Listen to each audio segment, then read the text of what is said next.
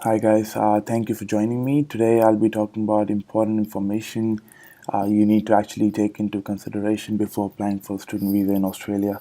So I've made a list of 6 factors, including not just the PR prospects of your student visa or whatever you're studying, but also the career pathways, the experience requirement if you're studying certain occupations which require experience to be applying for PR, the cost involvement factor in the tuition fees, the points requirement for your occupation, the state nomination for your occupation, the English requirement for your occupation, whatever you're studying. So I'll go into much details in the later slides, but this is a list of 6 factors which I personally give to my clients if they want us to launch the student visa for them. We create a whole pathway from student visa up until working visas and potential permanent residency options as well. So the first thing which you actually need to consider if you're applying for student visa, if you're already on student visa or you're thinking of coming to Australia, is the English requirement. So occupations, there are a lot of occupations which require a high level of English, such as accounting, teaching, and nursing. So a lot of student visa holders, a lot of potential clients or aspirants who want to come in Australia on a student visa, they get confused that if they have a student visa, they will that course will lead to a PR. This is not the case. Most of the time, student visa holders and colleges which provide COE and student visas by the immigration department, you need just 6 and 6.5 in IELTS. But later, in the later stages, if you're applying for PR, you need to score 7 in each in IELTS or equivalent, or sometimes 8 in each as well. So you need to plan ahead accordingly, and you need to be more realistic on your goals and aspirations. And in the previous video, I've just mentioned some statistics on from the IELTS and how actually difficult it is for clients from all around the world, especially like most of our clients are from India, Vietnam, Philippines, etc. How difficult it is actually to score 8 in each or 7 in each. So if you're around 5.5 or 6, you need to have like a realistic approach of if you will be able to manage that much and apply for your PR later.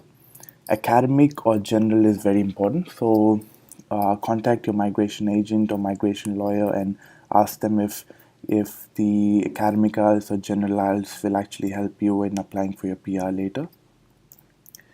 Occupations, as I mentioned, accounting, teaching, nursing, you can get enrolled in these universities with 6 in each or even 5.5 in each, but applying for PR for accounting, you would need 7 in each and above.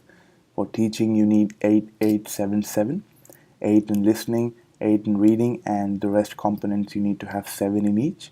Nursing, for getting a COE and getting a student visa in nursing, you can get a student visa if you're studying nursing by 6 and 6.5, but for registering as a nurse, which is the later stages of your permanent residency, before applying for your permanent residency, you would need 7 in IELTS or equivalent.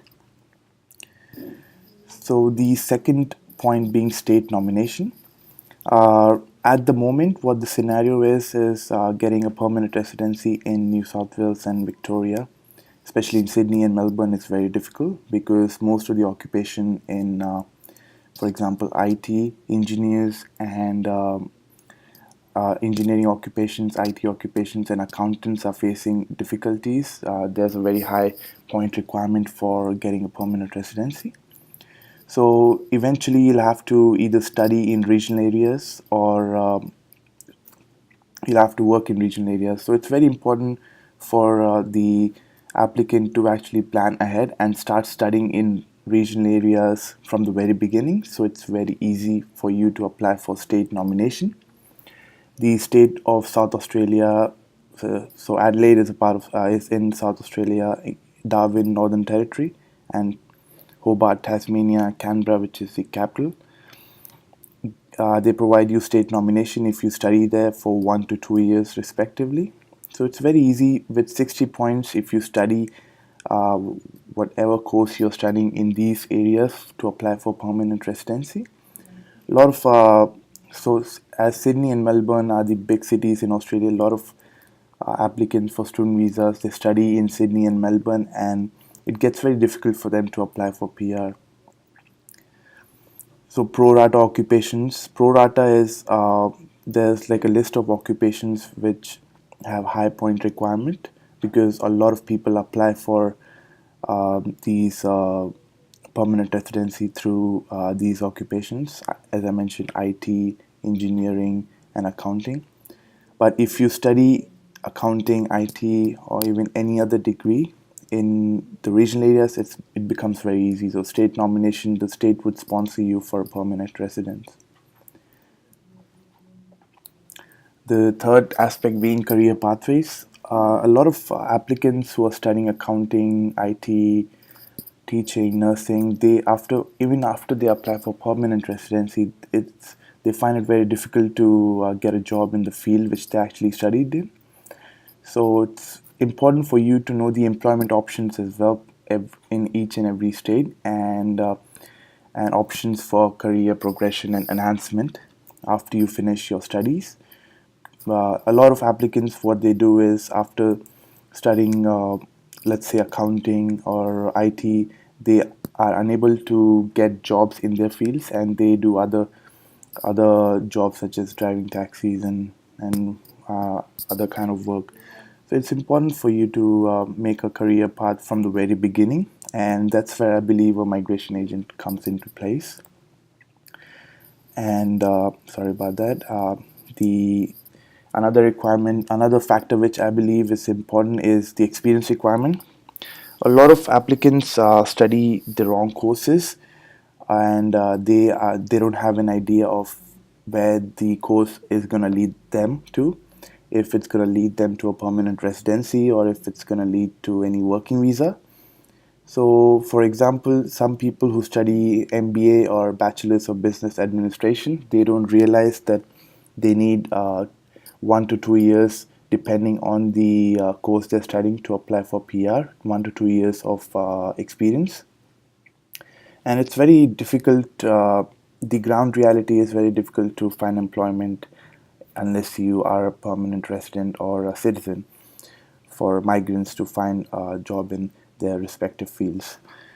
So, is the course you're studying require experience to apply for permanent residency post qualification? Is a factor which you should think about if you're studying courses such as MBA or a Masters of Finance and so on. Would you be able to get the required experience? So, I'm not saying that most of the applicants don't who study MBA don't apply for permanent residency. They do, but it all depends on your personal skills. And is the course you studying expensive? So depending on what university you're studying, the tuition fees can vary. And if you can manage the tuition fees, it's all good. But a lot of applicants don't have a clear idea how they're going to manage the tuition fees, and then they later, after coming here on a student visa, they change universities, and this is where it gets very complicated. And immigration department honestly doesn't like applicants to change universities and going from bachelor's to diploma, or either from diploma to certificate level. So you need to have a realistic ground approach of what options you can afford, and if there are alternatives to affordable universities. So this is our office details. If you have any questions regarding student visas, we can make a pathway for you to permanent residency from the very beginning, from student visas. So we have an office in Sydney and Darwin, and in India, Ahmedabad and Kolkata as well. And thank you for listening to me, and have a good day.